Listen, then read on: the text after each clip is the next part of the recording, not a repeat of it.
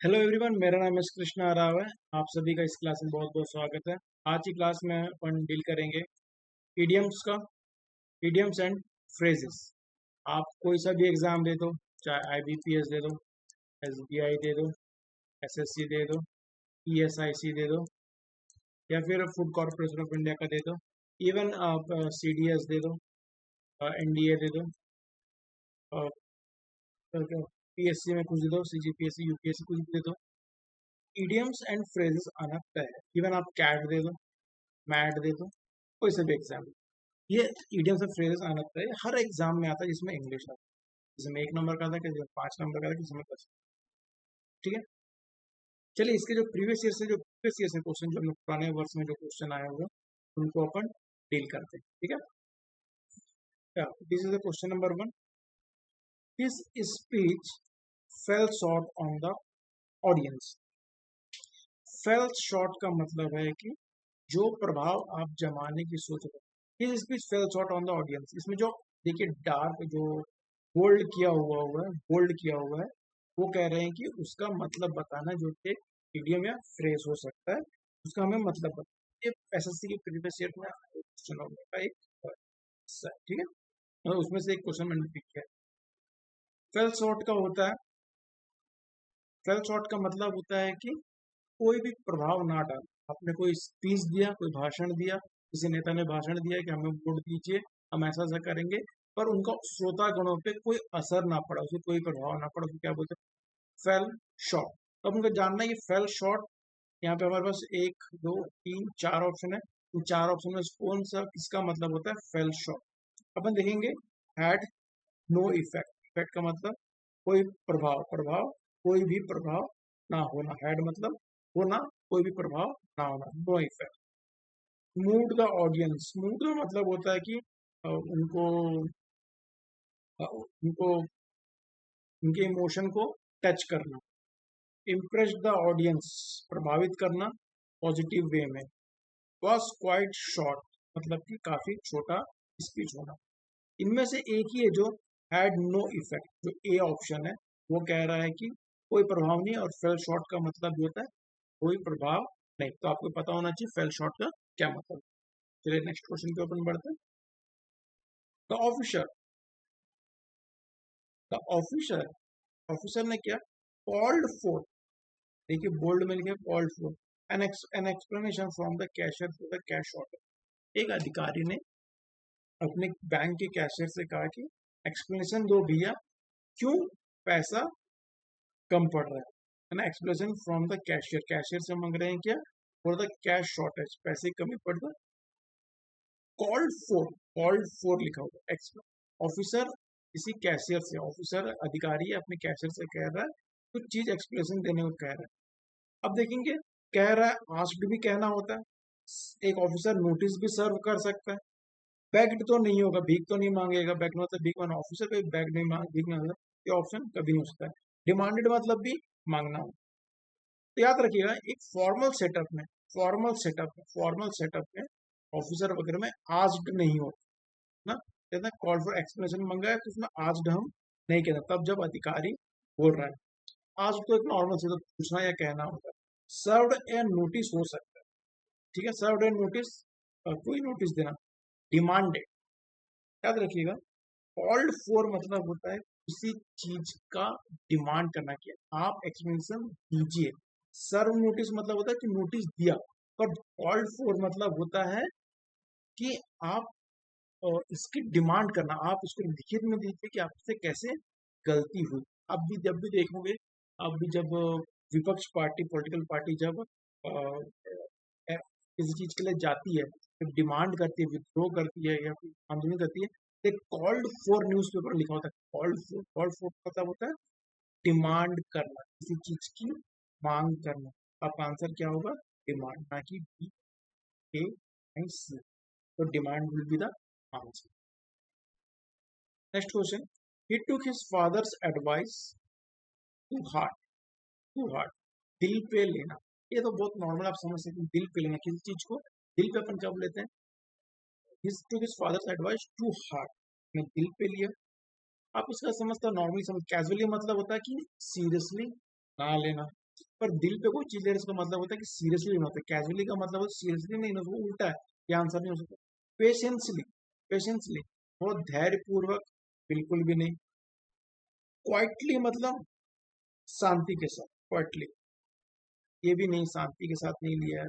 दिल पे लेना मतलब होता है सीरियसली किसी चीज को बहुत ही गंभीरता पूर्वक लेना। टू हार्ट मतलब पिता के सलाह को बहुत ही गंभीरता पूर्वक किया। पेशेंस नहीं होता इसका मतलब ना ही केसली मतलब होता है कि नॉन फॉरवर्ड में या फिर नॉर्मल बातचीत वाले में। क्वाइटली मतलब शांति के लिए इस्तेमाल कर रहा है, तो इसमें टू हार्ट मतलब होता है सीरियसली। नेक्स्ट क्वेश्चन बहुत अच्छा हुआ। ही इज सो इनोसेंट, वो बहुत ही इनोसेंट है, मतलब निर्दोष किस्म का इंसान है, ज्यादा गलत नहीं करता है। That he wears his heart, wear मतलब पहनना, इसको दिल को पहनना, ये कैसे हो सकता है? He wears his heart on his sleeves, sleeves कह रहा है कि अपना जो दिल होता है ना व्यक्ति का, वो अपने कपड़े के स्लीव में लगा के रखता है या उसमें पहनता है।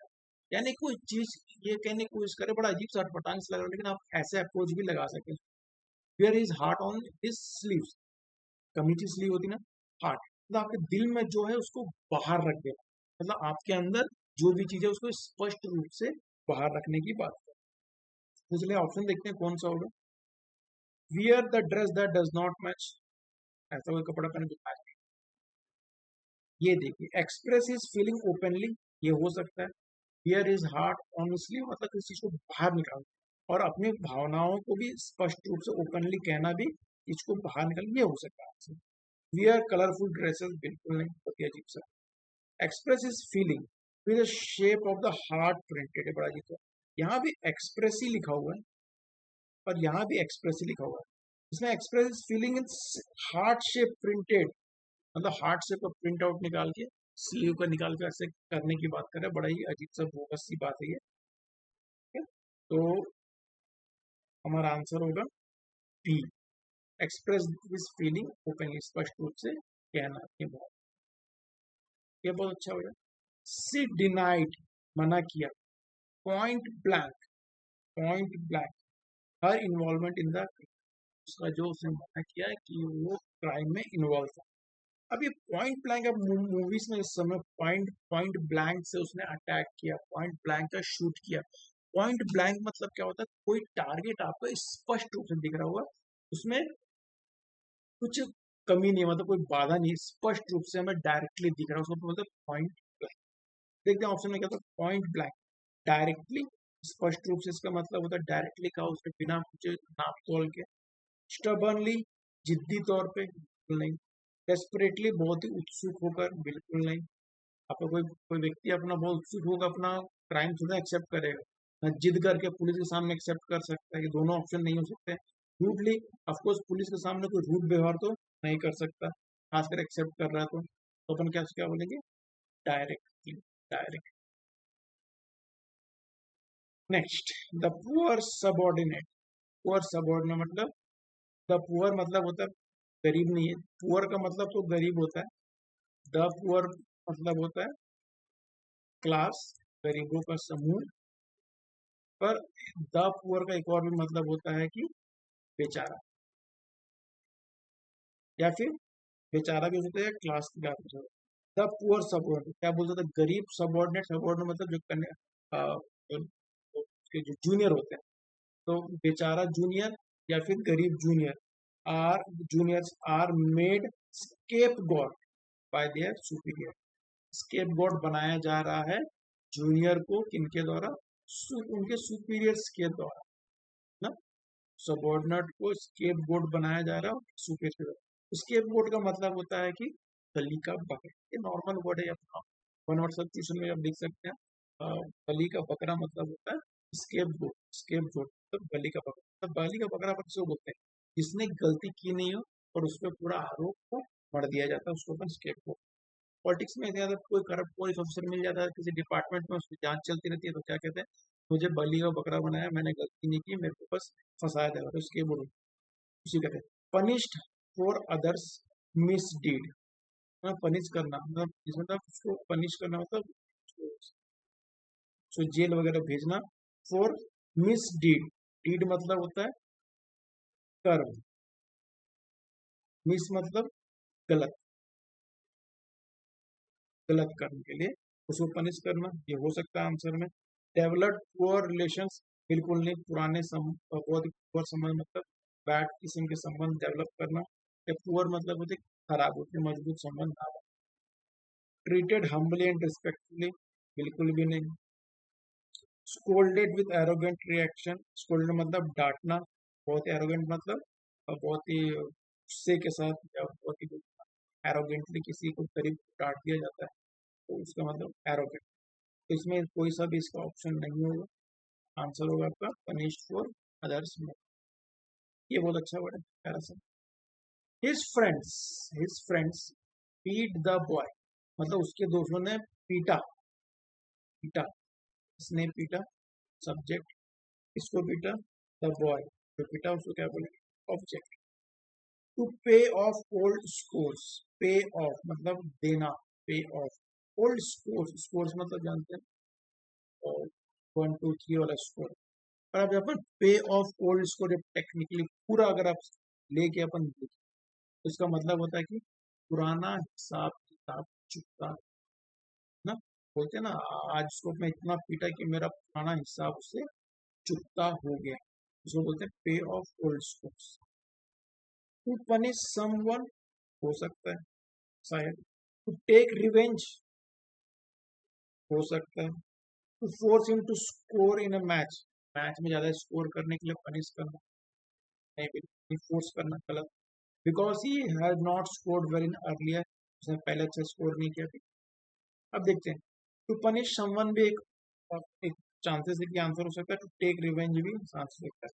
पनिश हमेशा तो पुलिस करती है किसी को, और यहाँ पर रिवेंज का मतलब कब लेता है, रिवेंज का मतलब होता है उसने मुझे मारा, मैंने उसको गैर कानूनी रूप से उसको भी पिटाई कर दी, उसको आंसर होगा ए, नहीं होगा, आंसर होगा। Thank you so much for watching. I guess आपको ये क्लास बहुत अच्छी लगी होगी, अच्छी लगी तो please like share and subscribe कीजिए।